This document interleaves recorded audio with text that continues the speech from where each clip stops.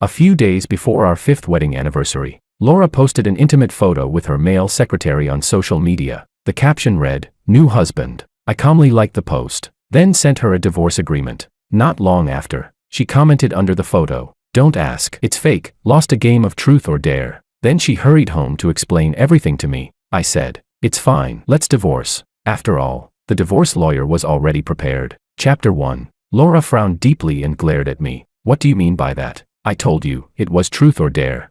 You liking it is one thing, but now a bunch of people are asking me about it. It's like I actually cheated."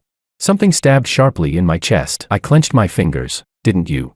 Laura shot to her feet. "Fine, you don't believe me. I'll video call Peter right now." Peter's gentle voice came through, his tone full of apology. "Raphael, I'm really sorry. We were just playing a game last night. If you're uncomfortable, I'll post a clarification immediately." But his eyes were clearly full of smug satisfaction. I suddenly laughed and said, "Sure, go ahead, post it." His expression changed instantly. Laura quickly turned gentle, soothing him. "There's nothing to apologize for, and there's no need to clarify." Then she looked at me, her gaze sharp, her tone full of reproach. "Do you really have to make a big deal out of this and put Peter in an awkward position? I think you've been stuck at home too long and lost touch with society. You can't even take a joke."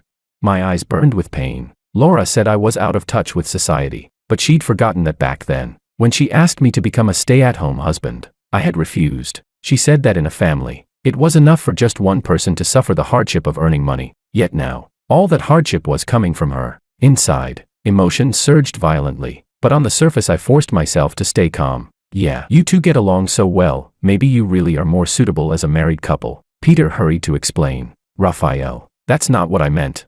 But he couldn't even hide the upward curl of his lips. Only Laura would believe that explanation. Laura's face darkened immediately, her voice low and stern. "Raphael, are you determined to be unreasonable?" Unreasonable? In the past, whenever any woman got close to her, Laura would take the initiative to explain. If I didn't get jealous, she'd even get angry, saying I didn't care enough about her. Now, before I'd even said much, I was already being labeled unreasonable. I blinked, forcing my emotions down, and said in a low voice, "Yeah, do you want me to clear out space for you too? Though maybe a new place would be better. After all, he's your new husband." Laura flew into a rage, threw her coat aside, and jabbed a finger at me hard. "Fine, if you want to make things this messy, then so be it." With that, she stormed out of the house. The door slammed shut with a loud bang. Only then did my body give out. I collapsed weakly onto the sofa. In just 5 years, Laura had drifted farther and farther away from me. My marriage was nearing its end. The 5th anniversary, in the end, would never be celebrated. Chapter 2. As expected, Laura didn't come back after that. Not until a weekend more than a month later. The moment she walked in, she handed me a paper bag with a luxury brand logo on it. "Honey, I went on a business trip. I left in a hurry and forgot to tell you. I also forgot our anniversary. Don't be mad. I bought you a tie." I opened it and took a look. It was a youthful style, and the color was a light blue. Blue is my least favorite color. Laura used to find that strange. I thought all guys liked blue. I put the tie back into the box and set it on the coffee table. Suddenly, I remembered a post Peter had shared not long ago. He said blue was his favorite color, the color of love. Who this tie was really meant for no longer mattered. I let out a breath. "Find some time. Let's go get the paperwork done." Laura froze for a moment, then tossed a set of car keys at me. "A tie's not enough. I bought you a new car too. Come on, let's go downstairs and take a look." When I didn't move, she pulled out her phone and flipped to some photos. "If you don't want to go down, that's fine. I'll show you the pictures." I glanced at them. The model was painfully familiar. It was the same one Peter drove, just a different color. Laura truly had no bottom line, keeping the red flag standing at home while colorful flags flew outside, and even making us drive the same model of car. It was disgusting. She wrapped her arms around me, her voice carrying a tenderness I hadn't heard in a long time. "Honey, getting angry is bad for your health. If you get sick from anger, how would I not feel heartbroken? Don't be mad anymore, okay?" I pulled her hands away and just looked at her, enunciating every word. "Pick a time. The two of us will go get the paperwork done." The smile on Laura's face vanished instantly. She darkened, her tone impatient. "I've already gone this far to coax you. What else are you unhappy about?" When I didn't respond, she flew into a rage, stood up, and turned to leave. "You really have to make this such a big deal. If we actually get divorced, I'll see where you go to regret it." Regret? I'd thought about it for a whole month. How could I regret it?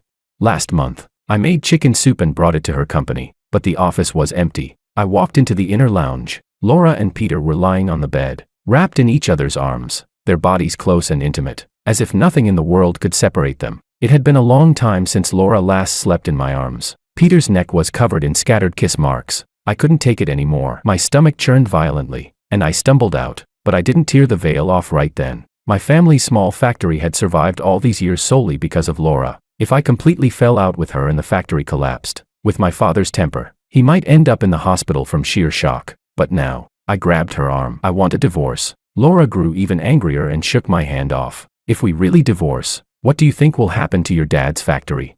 I cried out hoarsely. Laura.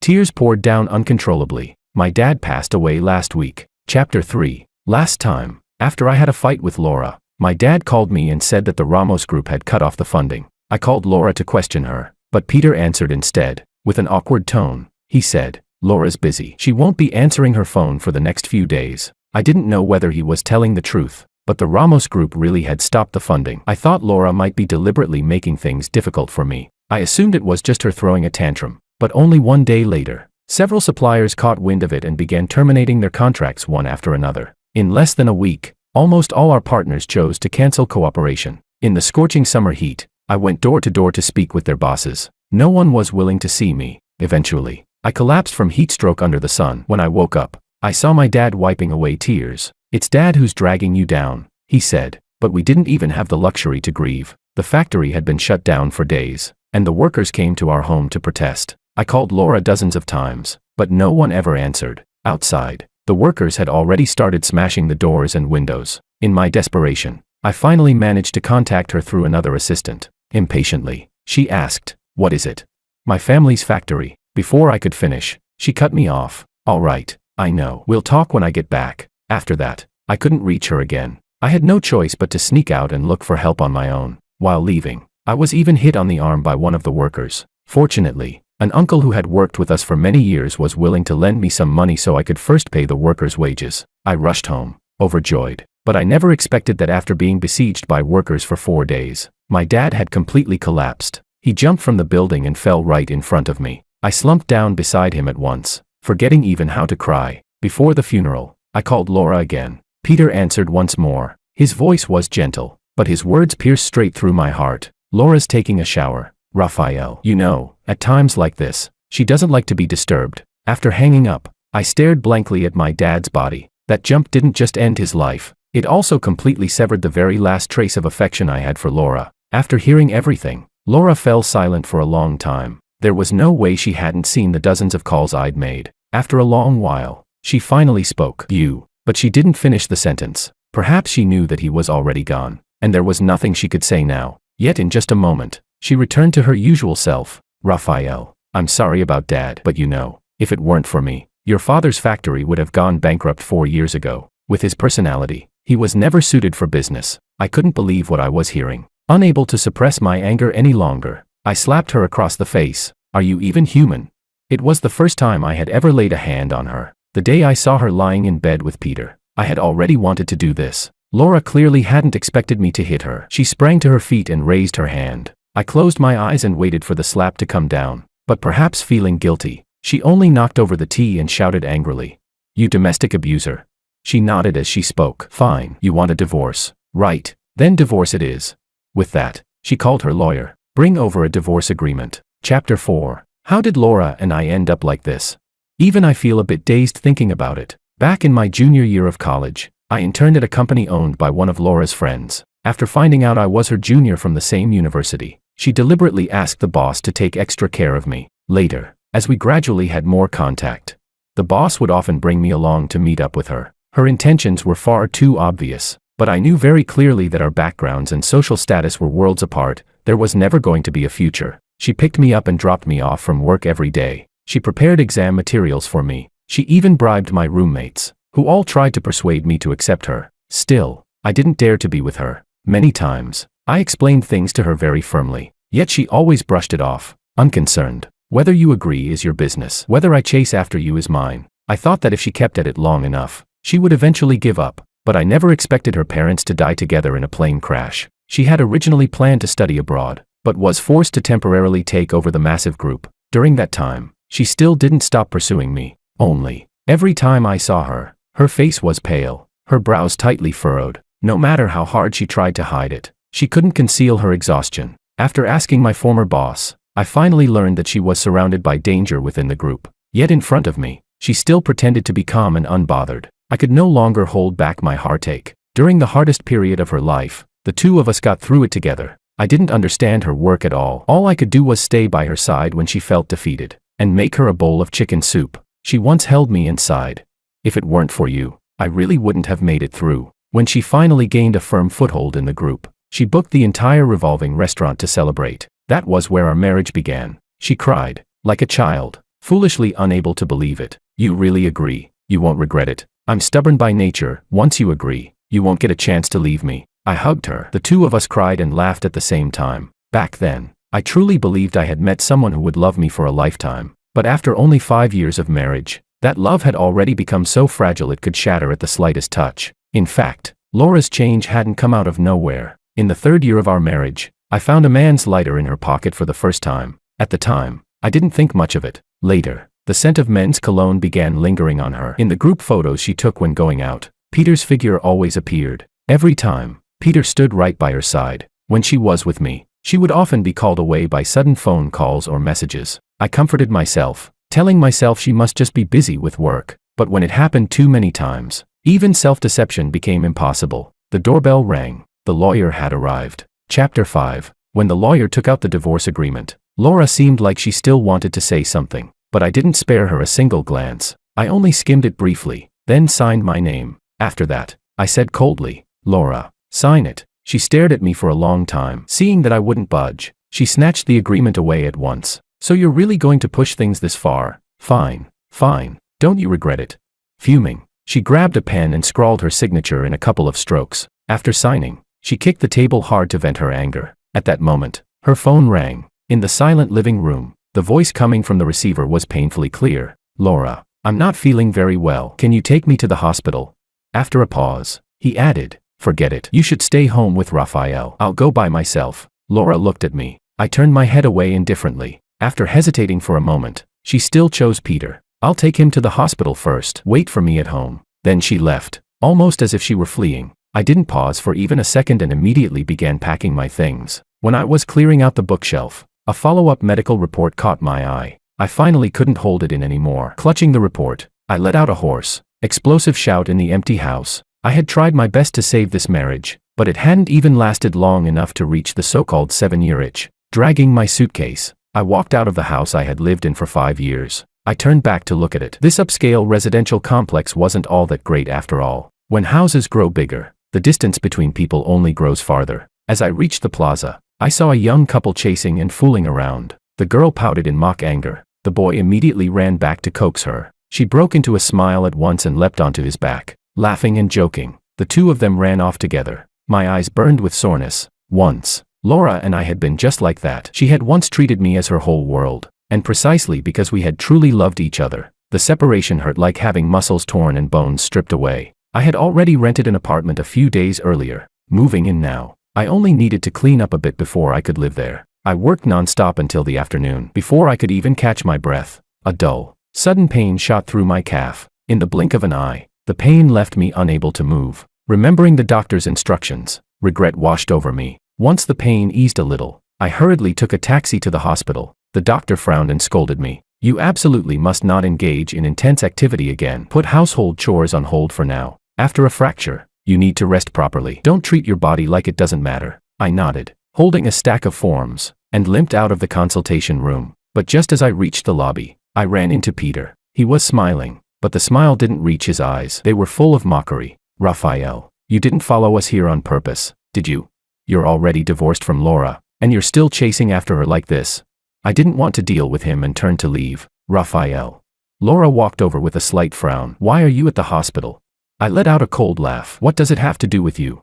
She grabbed me. "The paperwork isn't finished yet. You're still my husband. How does it have nothing to do with me?"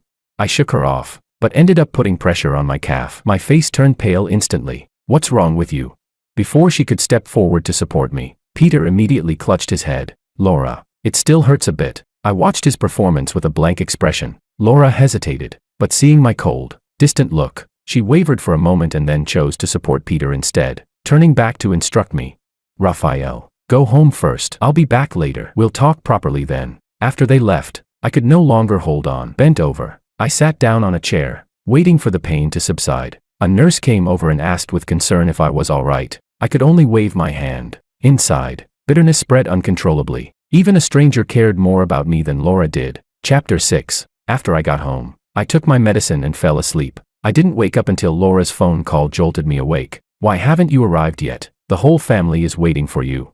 I glanced at my phone and realized I had slept until the afternoon of the next day. Today was Laura's grandparents' golden wedding anniversary. Her grandparents had always treated me well. I couldn't not go. When I rushed over with the gift, I immediately saw Peter sitting beside Laura, in the seat closest to Grandma. Laura's cousin spoke up first, rolling his eyes. Quite the attitude you've got, making everyone wait for you. He had never liked me. Now that he and Peter were close friends, his disgust toward me had only grown. I ignored him and presented the gift. Then I looked around. The only empty seat left was next to the cousin. At that moment, Peter suddenly stood up, looking flustered and uneasy. Raphael, I'm sorry, did I take your seat? Laura told me to sit next to her. I didn't notice. I let out a cold laugh. Didn't notice? Or were you hoping for it? You know best. Laura snapped sharply. Raphael, I won't disturb your gathering. Grandpa, Grandma, happy golden anniversary. But Laura and I are already divorced. This is my last time here. I wish you both good health in the years to come. Before I could even walk out, the cousin suddenly shouted, his face full of malice. Divorced? Don't tell me it's because you broke your leg. Makes sense. A cripple like you, what use are you anyway? In the past, he mocked me every time we met. I didn't want to cause trouble for Laura, so I endured it again and again. But today, I couldn't take it anymore. I strode back and punched him square in the face. The cousin cried out in pain. Peter hurried over to support him. Raphael, how can you be so rude? Rude. Rage surged through me. You haven't even seen real rudeness yet. I grabbed the hot soup from the table and poured it straight over the two of them. This is what rude looks like. I tossed the bowl aside and turned to leave, but a hand grabbed me. Raphael, what do you mean by a fracture? Laura's voice trembled, her eyes reddening. I looked at her coldly. When my dad jumped, he smashed into my leg. By the time you came back from your business trip, I had just gotten the cast removed. Her grip on my hand tightened suddenly. Why didn't you tell me? I laughed. Tell you? Could I even reach you? That sentence made her release me instantly. I finally got away. If I had to look at any of them for one more second, I would feel sick to my core. Just as I got into the car, I saw Laura chasing out after me. She grabbed the car door, guilt written all over her face. Raphael, I didn't know. I'm sorry. I cut her off calmly. I accept your apology, but I don't want to forgive you. Go back. Peter is still waiting for you. As soon as she froze, I shut the car door and urged the driver to leave immediately. Chapter 7. Streetlights flashed past outside the car window, and memories surged like a tide. Laura and I once had a child, but at that time, she had just managed to secure her footing within the group. The timing wasn't right. After discussing it, we chose to terminate the pregnancy. After the procedure, Laura was overwhelmed with guilt. For several nights in a row, she woke up crying from her sleep, holding me and apologizing again and again. So many times, she fantasized aloud about the future, about having a child and making them the happiest kid in the world. Back then, I truly believed that the happiness of a family of 3 was just around the corner. But in the end, everything had changed. Thinking of this, the dull ache from my injury spread into my chest. I leaned against the car window and let out a slow sigh. That night, Laura called again. Raphael, why aren't you home? I was in pain and exhausted, so I hung up directly, but she kept calling, one call after another, until I was completely forced awake. When I finally answered, I shouted impatiently, are you done yet? She paused on the other end. Laura's voice sounded pitiful. Raphael, it's so late. Why haven't you come home yet? I closed my eyes and reiterated, we're already divorced. I won't be going back. She ignored that sentence and only said, but you're out there alone. I'm worried about you. The scene felt painfully familiar. For the past 2 years, I had been the one making those calls. At first, Laura would patiently explain things to me. Later, she wouldn't even answer the phone. You never checked up on me before. Why are you so annoying now? Yes, I used to trust her, so no matter how late she came home, I never urged her. But later, I saw too much evidence of her intimacy with Peter. I began to feel anxious and insecure. Thinking of that, I said seriously, Laura, I've already rented a place. I won't be going back. She asked urgently, where are you living? I didn't answer and hung up, but somehow, Laura found out where I lived. Early the next morning, she appeared at my door. You're here to take me to get the paperwork done? I asked. She froze, then hurriedly explained, Raphael, I bought you breakfast. Have something to eat. She didn't mention the divorce at all. I lowered my gaze and saw that she had bought sweets. Take it away. With my recent fracture, I couldn't eat overly sweet food, it would affect calcium absorption. Laura thought I was refusing her kindness and shoved it into my hands. If you don't want to go back, then stay here for now. When you've cooled down, I'll come pick you up. After saying that, as if afraid I'd refuse, she ran off in a flash. Over the next few days, she came every single day. Sometimes she brought breakfast, sometimes snacks. No matter how many times I stated clearly that I was determined to get divorced, she refused to believe it, stubbornly urging me to go home. When I wouldn't listen, she even hired a caregiver specifically to look after me. The auntie was very kind, so I didn't refuse. Although Laura was an indirect cause of everything, there was no need for me to punish my own body for it. Chapter 8. After my follow-up check confirmed there were no issues, I began looking for a job. I didn't have much work experience, so I could only start as a junior employee. Fortunately, my coworkers were all quite friendly. I quickly got into the rhythm. My days were full and relatively relaxed, with one exception. A female colleague from the neighboring HR department was very bold in showing interest in me. Every day, she either brought small snacks or ordered milk tea. I wanted to refuse, but I had no good reason, because every time, she brought it for the entire team. Still, everyone knew what was going on, and they even encouraged me to consider it. That left me feeling troubled. It wasn't that I was unwilling to find another partner. It was just that, at this stage, I wanted to focus on my career first. What troubled me even more was that our company had business dealings with the Ramos Group. On the day I went to liaise with Ramos, I couldn't help feeling restrained. Some people there recognized me. Sure enough, not long after, Laura, having gotten the news,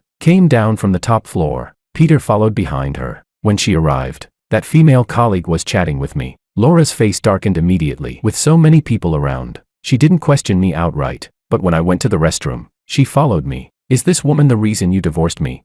I looked at her, utterly baffled. First of all, we've already signed the divorce agreement. Second, I just met her. You don't need to project your own behavior onto me. Laura grabbed my arm, suppressing her anger. Have you made enough of a scene? I thought that after everything I've done to make it up to you lately, you should have calmed down by now. I was practically speechless. You don't honestly think I've just been throwing a tantrum this whole time, do you?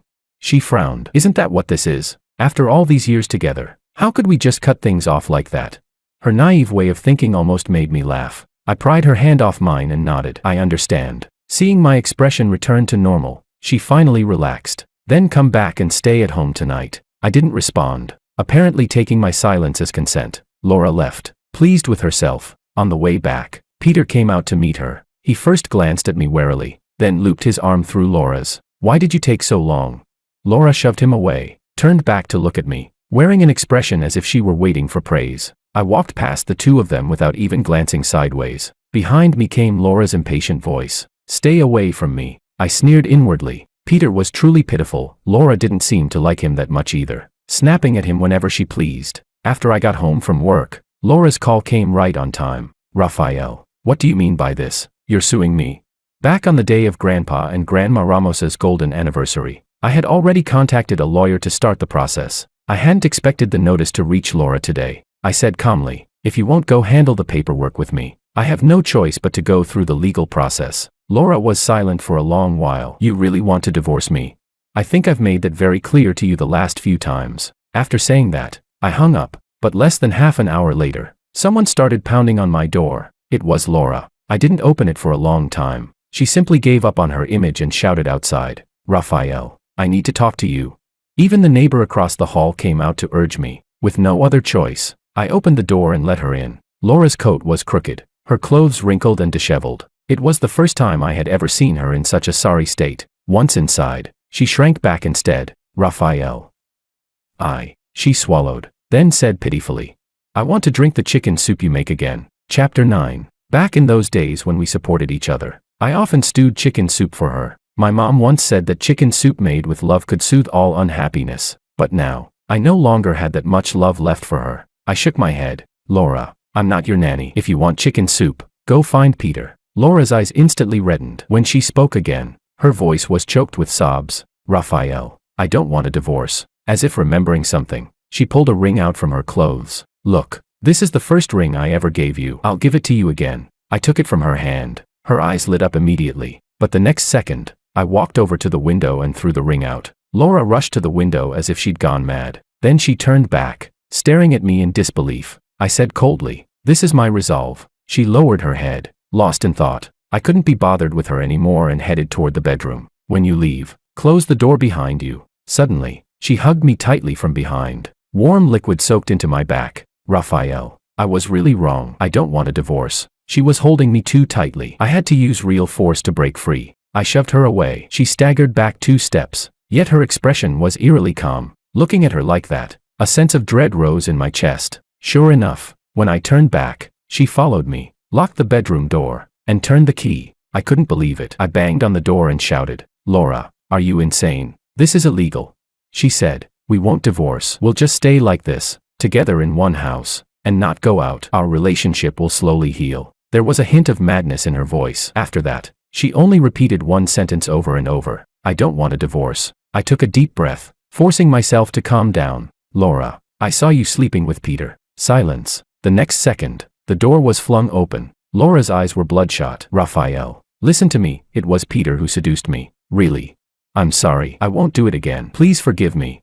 She tried to come at me again, but I forced her back with a baseball bat. "Don't come near me. You disgust me." Her entire body stiffened, pain flashing across her face. Just as we stood locked in that tense standoff, there was another knock at the door. It was the police. Just moments earlier, I had sent an emergency text to report it. Chapter 10. Laura was taken away and detained. Taking advantage of that opportunity, I applied for an internal transfer at my company. The branch in City C needed staff, so I gave up my apartment and moved there directly. Before I left, Laura and I completed the divorce procedures. From beginning to end, we didn't exchange a single word. Only at the moment of parting did she speak hoarsely. "Raphael, I fired Peter." According to Laura, Peter was unwilling to accept it and followed her to her home. While crossing the street, he was hit by a car. Although he was saved, he was left with high-level paralysis. I couldn't help but sigh, but none of that had anything to do with me anymore. Laura asked tentatively, "Raphael, can we still?" I cut her off. "Between us, it was never just about Peter. Even without him, there would have been other men. And most importantly, I no longer have any trust in you." Laura's face turned deathly pale in an instant. Her lips trembled, but for a long time she couldn't say a single word. I didn't bother to listen any further and turned to leave. In City C, my abilities improved greatly. In just 2 years, I was promoted to project supervisor. My income doubled as well. Laura would often come to see me secretly. In fact, I always knew, but I pretended not to notice and never spoke to her. Until one day, she suddenly stepped forward and stopped me. Her voice was a little hoarse. "Raphael." I looked at her quietly. "Today is my birthday. Do you remember?" Her eyes were full of anticipation, but I had truly forgotten. Work was too busy. I hadn't even thought about her in a long time. Seeing that I didn't speak, her expression gradually dimmed. I said softly, "Happy birthday." She immediately lifted her head, tears glimmering in her eyes. "Can I hug you one more time?"